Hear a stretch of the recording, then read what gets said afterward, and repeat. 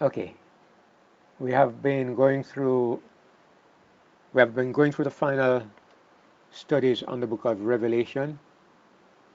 As you all know, the we started at chapter 4 and we went through the entire book, and then now we started now from the beginning and we're trying to go to the first 3 chapters. Then that should be it for the book of Revelation for the time being. We may get back to it sometime, but really we'll take a break when we get through the end of chapter 3. So we're at chapter 2. Last week we spent some time looking at the message to the church of Ephesus. And this week we'll go to Smyrna, and if we have the time we'll go on to Pergamos as well. But as always, we are going to base our discussion on the Bible itself, and so I'm going to open up the Bible software and we will proceed from here. So just to quickly recap the main point of this section is that Jesus has given John messages. Well, he has told John to address his book, to send his book, the book of Revelation, to send it to the 7 churches which are in Asia. And last week we saw that there were actually 7 churches of this name in Asia. If you were traveling in a line, you would have gone from Ephesus, Smyrna, Pergamos, Thyatira, Sardis, Philadelphia, Laodicea. They were in that order, and so the message was to be sent to them. But we also explained why we believe that these messages are focused on the greater church, the universal church of Christ. The messages are for the bigger church, not just for those 7 churches that existed in Asia. No, it's a message for the entire church, and it applies to the end of time especially, which is why we want to look at these messages and to believe that these messages also can be applied to us in every age of the world's history. Last week we looked at Ephesus, and we saw that the counsel to Ephesus was, I have something against you because you have left off your first love. And we saw that Jesus gave a formula. I don't want to call it a formula. Jesus gave a prescription. He gave a method. He outlined a way that people who are in this condition, you have left your first love, they can find their way back to Him. And what Jesus said is that you must do the first works, the things that you used to do that engendered that love, the things that you used to do that caused you to develop this love for Christ. Go back to doing those things, and the love will come back. All right, that's what we saw last week, and then we ended right there with this message to Ephesus. Now, I want to say something, which is, I'm not going to go over long with the meeting this evening, and the reason is I am a little bit tired. I just finished one meeting, and I hardly got a break, and I'm on another one, so I feel like my voice is not going to hold up the best. So I won't go over long this evening. All right. Now last week I mentioned these Nicolaitans, and I said I would try to find out exactly who they were. I'm going to bring up my screen here, where it talks about these Nicolaitans. Well, I have to make this bigger so we can see. This is from a Bible commentary. I don't really know much about these Nicolaitans, but this is from a Bible commentary, and I'm going to read what it says here. You probably can follow me, and you might be able to pick up something here. It says Nicolaitans. It's from the Jameson, Fawcett and Brown Bible commentary.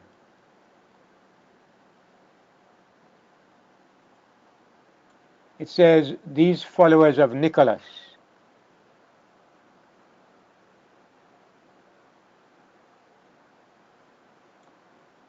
It says we should hate men's evil deeds and not hate the men themselves.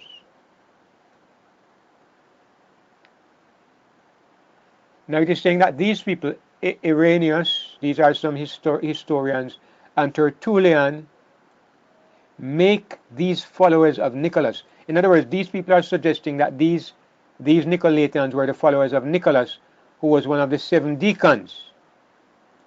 So let me break that down.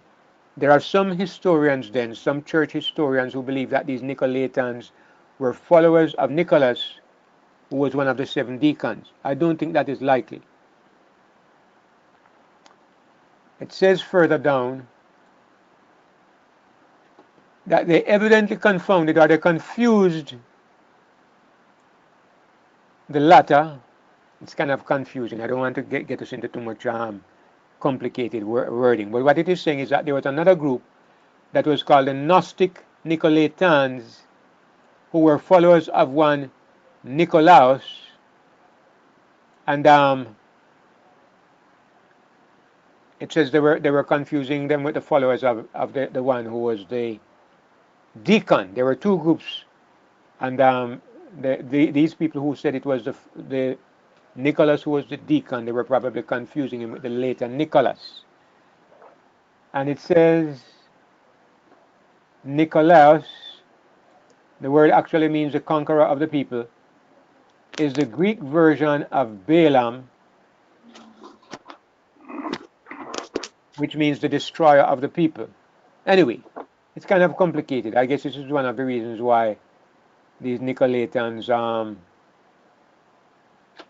there's not much about it. But it goes on to say a little further down, these symbolic Nicolaitans are the followers of Balaam, abuse Paul's doctrine of grace, the doctrine of the grace of God, into a plea for lasciviousness.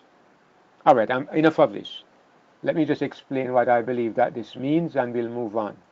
So what it is saying is that these Nicolaitans, they were among the people who taught that because you are saved by grace, what you do is not important. So they abuse the doctrine of grace. I suppose that is the true, what you would call cheap grace. They believe that since we are saved by grace, we don't need to be careful about the way we behave, and so they turned to improper behavior in the name of grace. So anyway, Jesus mentions them here in this letter to the Ephesians, and I suppose if you want to translate it to today, what it means is that today we still have Nicolaitan. We have those people who think that since I am saved by grace, how I behave is not important, and they bring the name of God into disrepute by claiming His salvation when they are not really saved at all. They display the fruit of unrighteousness. All right. We go on to the next church, which is the church of Smyrna. And it says, unto the angel of the church of Smyrna write, these things said the first and the last, which was dead and is alive. Now the word Smyrna, it's related to the word myrrh, M-Y-R-R-H, and all of us know that myrrh is a perfume. It's a sweet-smelling perfume. So one of the things that is believed about these names, these church names, is that the name also tells you something about the character of each of these churches. So I think we talked about Ephesus, but the word Ephesus actually means beloved. So Ephesus was the beloved church, and Ephesus was a church that loved the Lord, but eventually she was leaving her first. Now the word Smyrna means it's a smyrna, or a sweet smelling.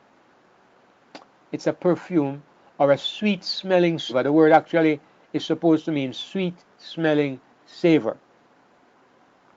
So Jesus sends this message to the church of Smyrna, and he identifies himself. Again, in the first message, he identified himself as what? The one that holds the 7 stars and walks in the midst of the candlesticks.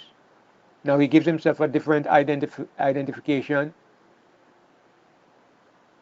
And he says, I am the first and the last, which was dead is alive. Usually, you look at these greetings, you look at these titles, and it gives you an idea of what the church might be about to go through. For example, if Jesus says, I am he that is wise, you get an idea that when it comes to the church, there is a problem there where they might need wisdom. They might need wisdom. And so before the message begins, Jesus says, I am the one who is wise. Remember, I'm holding the churches, I'm walking among the churches, the messengers in my hand, and I'm the one who is wise. So you figure that maybe this church is going to be needing wisdom. So, what can we see here? He says, I am the first and the last, the one who is eternal, the one who is there from the beginning, and the one who is there to the end. So it suggests to me that this church may be in danger, maybe in a position where they may not seem to last long. And it's further strengthened when we look on where Jesus says, which was dead and is alive. It suggests that this church is going to have a problem with people dying, with martyrdom, with people suffering death. So he's reminding them, I'm the first and the last. I am the one which was dead and I'm alive. So he's wanting them to know, don't be afraid if you have to die. Don't be afraid if you are put in situations where it seems like you're going to be cut off, because I have control over these things. So see what he says now. We're going to the details of the message. I know thy works. He says that to many of them at the beginning. I know thy works, and I think, he's always emphasizing, I am aware of what you're doing. It's interesting to me that in some churches they like to give a report of the missionary work they're doing. They like to talk about how many people they help, the literature they have given away, and all that kind of things. But Jesus says, I know your works. In other words, I don't need anybody to recommend to me or to tell me what you're doing. I know, I'm there. I'm in the midst of the candlesticks, and I'm holding the angels in my right hand. I know your works. I know your tribulation. Apparently, this is a church that is going to suffer great tribulation. I know your poverty. It's a church that is poor in the goods of this world. James says that God has chosen the poor of this world, rich in faith, to be the heirs of salvation. So Jesus says to this church, I know your works, and I know your poverty. I know you're poor, but you are rich. And this is in contrast to what he says a little later on to Laodicea. He says to Laodicea, you have a name that you say I am rich. You say I am increased with goods, but you are poor and wretched. Now he says to this one, I know you are poor. I know your poverty, but in my eyes you are rich. So there are two of these churches where God has nothing bad to say about them. There's not even one negative statement you can find in this church. This is one. And the other one is the Church of Philadelphia. None of these churches has any fault in terms of what Jesus says. I'm not suggesting that there are any churches or any group of Christians where everybody is without fault. Not yet. But at the same time, these two churches, Smyrna and Philadelphia, God has nothing negative to say about them.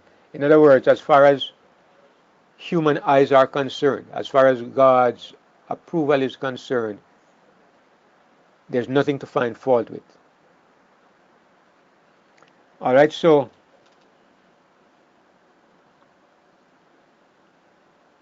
if they are poor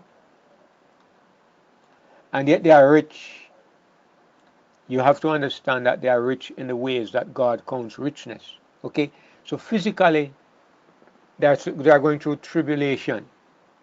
Physically they are poor, But in ways that people cannot see, in ways that only God can see, they are rich. Thou art rich.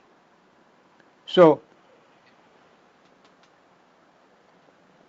you have two perspectives. One of them is man's perspective, and the other one is God's perspective.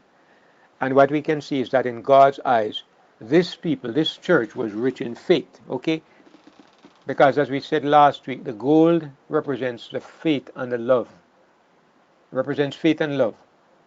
So gold is riches, and if God says you are rich, it has to be in those spiritual riches which are represented by physical riches. So spiritual riches, faith and love. So God says, I know you are rich. Physically poor, rich in faith, rich in love for God. I know the blasphemy of them which say they are Jews and are not, but are the synagogue of Satan. Now this is very interesting because God says the same thing. Jesus says the same thing a couple of places. First of all, notice it says, they say they are Jews, but they are liars, but they are the synagogue of Satan. Synagogue means the congregation or the church. It's interesting that Jesus looks at this church and he says they belong to the church of Satan. I mean, that's not literally so. There's a church of Satan that does exist today. As a matter of fact, they got so barefaced now that they are planning to do a march in Kingston here in Jamaica, which is pretty remarkable because we are a very religious, very Christianized country. And I don't think Satan worshippers, at least in my opinion, I don't think they're going to do well here. But I could be wrong because so many things are changing in the world. Anyway, Jesus says to these Smyrna people, you know, you have identified the blasphemy of those who say they are Jews and they are not Jews. They are really the synagogue of Satan. It's interesting because Jesus is not deceived by appearances, and he knows that in many churches that are considered Christian churches, there are people who really belong to the church of Satan. And I don't mean literally. I don't think that is what Jesus is saying. When he says they are of the church of Satan, he means that they, they have so divorced themselves from the way of God. They have so embraced the methods of Satan that they are really, really Satan worshippers. They really belong to the church of Satan. What does he mean by saying they say that they are Jews, but they are not? Let me show you that he says the same thing in the message to the Laodiceans. As a matter of fact, there's another one of the churches where he says it as well. Yeah, if you look at the message to the Philadelphia church in Revelation chapter 3, we go one chapter forward and look what he says. He says to the Philadelphia church, behold, I will make them of the synagogue of Satan, which say they are Jews and are not, but do lie. Behold, I will make them to come and worship before your feet, and to know that I have loved thee. So the synagogue of Satan is mentioned in the church of Smyrna, and here they are mentioned again in the church of Philadelphia. And I think they are mentioned again in the message to Laodicea. Am I right about that? Probably not. No.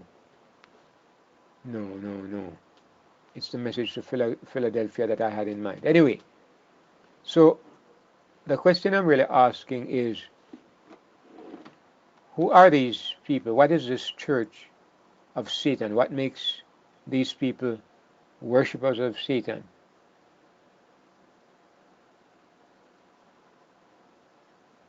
Right. Notice what it is. It says, they say they are Jews. Now we know that the Jews are no longer God's special chosen people. So why would they want to say that they are Jews? What it means is that they claim to identify with God's true people. The true Jews of today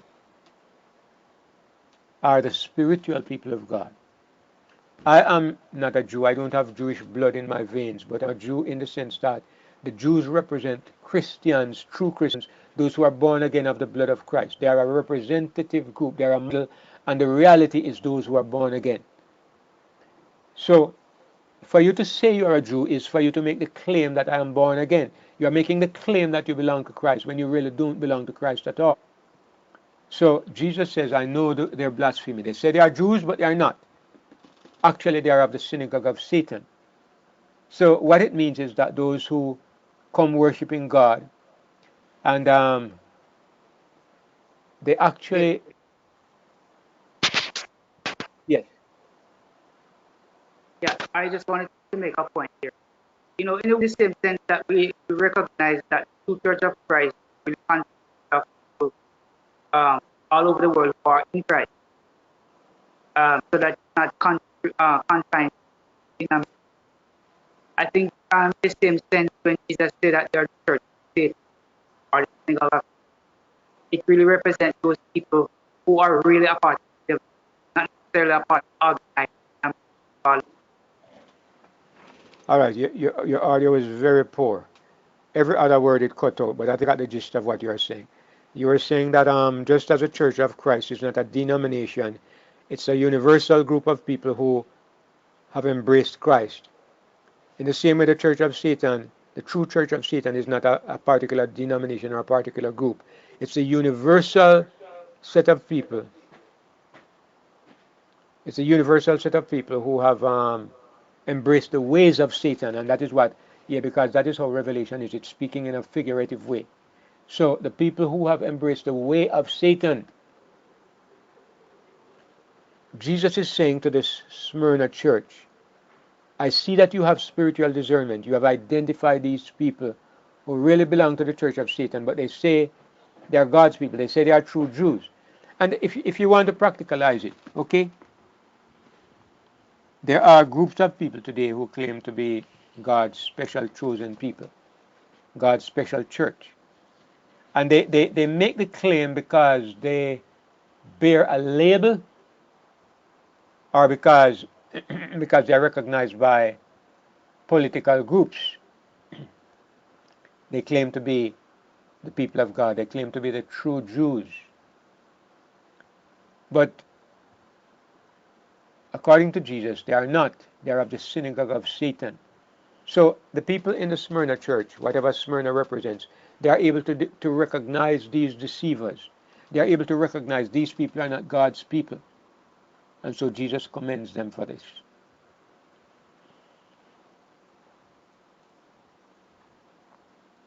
I really won't be long this evening. I don't know if you guys noticed, but I'm feeling the effects of I'm feeling the effects of speaking two times in such close proximity. I feel like my voice is about to give out. Feeling a little bit tired and drained. But anyway, let's see if we can finish the message to Smyrna at least, and maybe have a shortish meeting this evening. Now here's where we see Jesus making reference to the name Smyrna, a sweet-smelling savor. And we see why he refers to himself as the one who was dead and is alive. Here's what he says. Fear none of those things which you shall suffer.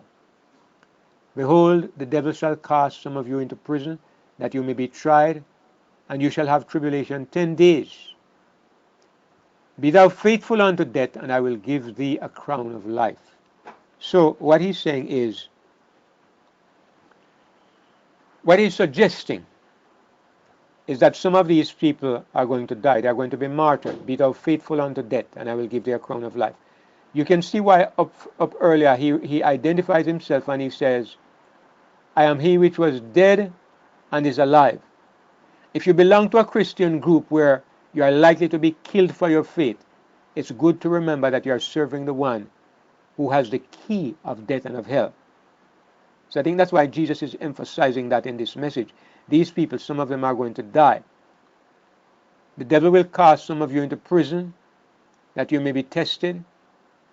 You will have tribulation for 10 days. But if you are faithful to death, I will give you a crown of life. Now, as I said, it is believed that these churches represent different groups of Christians, but it also represents different ages in the Christian church, in the history of the Christian church. So,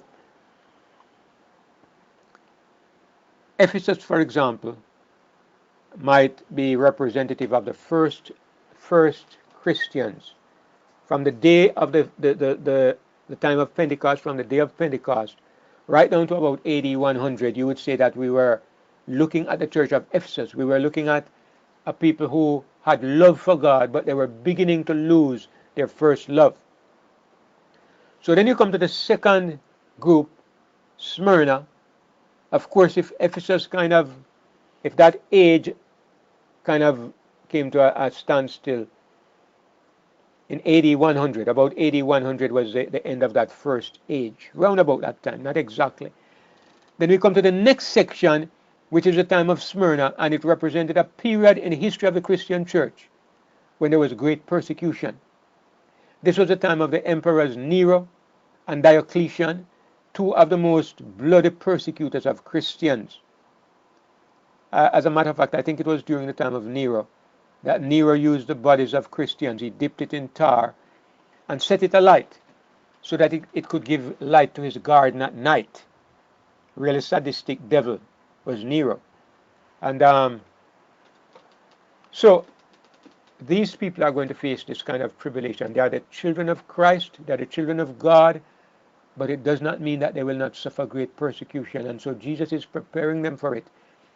And he says, some of you will have tribulation for 10 days. Now, this 10 days is very specific. And as far as we know, nobody in the literal church of Smyrna suffered persecution for 10 days. But if you look at Smyrna as representing a historical period of time, we would say Smyrna started about AD 100 and it continued nearly about 300 years into the future, 300 and something years. So when Jesus said you shall have tribulation 10 days, it's believed that this is referring to the period when under the emperor, was it Nero or Diocletian? I don't remember. Might have been Diocletian. The church, the Christian church, underwent a severe persecution. They killed many Christians and arrested others and sold many as slaves. The Christian church underwent a great persecution that lasted for about 10 years, So it is believed that this reference, you shall have tribulation 10 days, is referring to that experience. But Jesus tells his people, be faithful unto death, and at the end you will have a crown of life. You'll have a crown of life. Now, of course, there's always the question. Jesus is walking among the churches. Why does he allow his church to be so badly persecuted? You are walking in the midst of the church and you see that all these negative things are coming upon the church. If they are your children, if they are an extension of your body, why do you allow these things to happen? So the point is that Jesus walking in the churches is not to preserve us so that we never die, so that we never suffer, because those are necessary components to make us into better people. We suffer, we die, we witness for the faith. Other people come into the faith because of what they see. So there are other reasons why God provides or God allows persecution. It's not that he wants it to happen, but he allows it to happen because it's for our good. The last verse of this message, it says, he that hath an ear, let him hear what the Spirit saith unto the churches. He that overcometh shall not be hurt of the second death. See, he mentions that.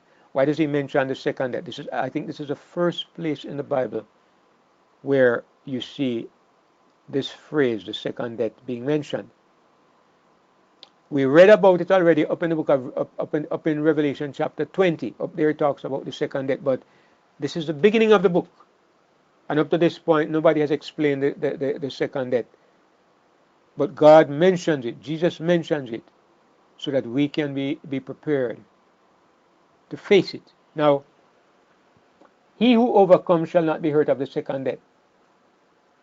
Will we be over, will some of us be overcome by the first death? I think so, because he says, "Be thou faithful unto death." So he kind of gives us a hint that the people who are a part of the Smyrna fellowship, they will probably face death. And it was true because it was a persecuted church. And for, as I said, for 10 years, many of them died. Many of them suffered death. So Jesus says, if you are faithful unto death, at the end you will get a crown of life. And then he says, if you have an ear, listen to what the Spirit says unto the churches. Here is our mandate for studying these letters with great care, because each of us is involved somewhere in these 7 churches. We're involved somewhere. We find ourselves having the characteristics of one or the other. And it says we are to listen. That means we not only hear, but we take heed. That's what it means to listen. Biblically, that's a great emphasis. You not only hear, but you take heed. You listen. And he says, "He that overcometh shall not be hurt of the second death." So if you are faithful and you overcome the conditions that are described here, and what are you to overcome? You are to overcome this. You are to be faithful unto death. That's what we need to overcome. In the case of Smyrna, the problem is death. That's the only problem that is there, and it's not their problem. It's something that the enemy has brought upon them. And so Jesus says, if you can endure this and be faithful until you die, I will give you a crown of life. All right? So, Brother David. yes, is it Brother Patrick? Oh, Peter. Yes, Peter, go ahead. Yeah, I'm looking at the verse 9, and I'm wanting to believe that it could mean something else.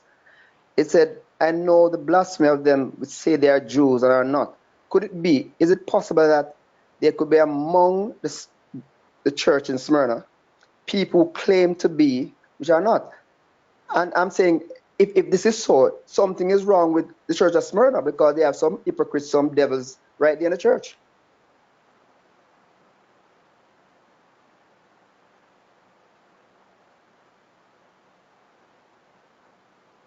Well, it could be, but it's not given as a criticism. It's not. It doesn't seem to suggest to me that, because up here, if you notice in the letter to Ephesus, look at how direct Jesus is. Um,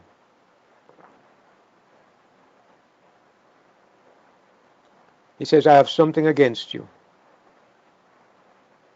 He's not shy. He tells them straight, you have a problem, and he tells them you hate the deeds of the Nicolaitans, which I also hate. I don't know if they were a part of the church, but there's another church where he talks about them harboring or tolerating. Look what he says. Look what he says in the church to Pergamos. I have a few things against thee, because thou hast there them that hold the doctrine of Balaam. So hast thou there also them that hold the doctrine of the Nicolaitans, which things I hate. So he directly says to the Pergamos church, you have people among you that hold the doctrine of the Nicolaitans, and you have people among you who hold the doctrine of Balaam. So I would think that if he has people in Smyrna who are claiming to be Jews but they are liars, then he might say, I have this against you. But it seems to me that what he's saying is that I know that you have this, that people that works against you, people who claim to be the true people of God, and they are not. They really are the people of Satan, and I know that this takes away from your identity. For example, let me tell you what I mean. I mean, like, okay, we claim to be. Let me use a perfect example. All of us belong to a movement that is called the One God Movement. We call it the One God Movement kind of loosely, okay? Now there is in Australia another group that belongs to the One God Movement, and they are called by another name. There's another ministry. There's another ministry up somewhere in Washington that is called also a part of the One God movement. But both of those ministries, they stand in opposition against our ministry. Even though we believe the same thing on one point. And even though they might identify themselves as belonging to the One God movement as we do, yet on some important points, they are so wrong that while I am not ready to identify them as the synagogue of Satan, I would not be surprised if God identifies some of them that way because of the things they hold to. So it's something like this that I think, God is saying to Smyrna. He's saying that there are other people who claim to be a part of the fellowship. There may be another ministry or something else, and they claim to be God's people, but they are the synagogue of Satan. And I've identified these people in contrast to what I see in you. So anyway, it's not a major point. You could be right, Brother Peter, but it's just that I'm seeing it this way. David? David, can I just say something? Yes. One second. Let me just say something. I am through for this evening. I'm not going to go to the next message because I think you all can notice that I'm really a little bit drained. So I'll stop the Bible study here, and what I'm going to do is I'm going to take questions so that you talk, and if I have to, I will talk. You talk. If I have to, I will talk. And when we are tired of questions, we'll just close the meeting. All right. So Sister Nikki and Sister Sanya. I was just thinking that Paul mentioned something about deceivers creeping in unawares. So I'm just wondering if that would fit into the scenario here. I believe very much. I believe that from early in the Christian church, these deceivers began to come in. Paul says from his day that after his departing, grievous wolves would come in and would seek to destroy the flock. But he also said that from his time, the mystery of iniquity is already working. So we know that these people came about and they claim to be God's people, but they held a different idea. And I understand what Brother Peter is saying because the fact is, it's how we identify Smyrna. Is Smyrna a period of time, or is Smyrna a particular group in a period of time? Because if Smyrna is a period of time, then everybody who lived at that time and claimed to be a Christian would be a part of that church. So Peter would be correct when he says that these people would be a part of the Christian church, but they really are workers of Satan. And it may be that he's right. But you could all look at it another way and say, does Smyrna represent a particular Christian outlook in a particular period of time? And I'm kind of leaning in that way because you see, the thing that he says about the Smyrna church are kind of specific. You are going to suffer tribulation for 10 days. Was this true of everybody who says I'm a Christian, or only of the true Christians? Because clearly, these who say they are Jews and are not, they are pseudo-Christians, right? They're a hindrance to the cause. They claim to be God's people, but they're not. Do these people suffer persecution just like the true Christians? I don't know. Maybe not. Okay, so it's kind of like a gray area, but I appreciate the comment that Brother Peter made. Thank you for that comment, Sister Nikki. Yes, so those are my thoughts on it. Sister Sanya, go ahead. Good evening. I was just thinking it kind of reminded me of the wheat and tear situation where Jesus said, let them go. Well, in the parable, he said, let them go until the harvest. So I was thinking of these persons who said that they are Jews being the tares, maybe. I don't know. Okay, yeah, right. So kind of similar to what Brother Peter was saying. And you might be right. You both might be right. I'm not going to hold to a contrary point of view because, to be honest, I don't really have a strong opinion about it either way. But what I will say is that when you read the message to Smyrna, it does seem that there's high commendation, and if this is a criticism, it's not really stated like a criticism, because most of the time Jesus will say, I have something about you. I have something against you, or you have among you these kinds of people. But he doesn't say this in this case, so it kind of leaves you with a little room to question because he says it clearly in the other cases.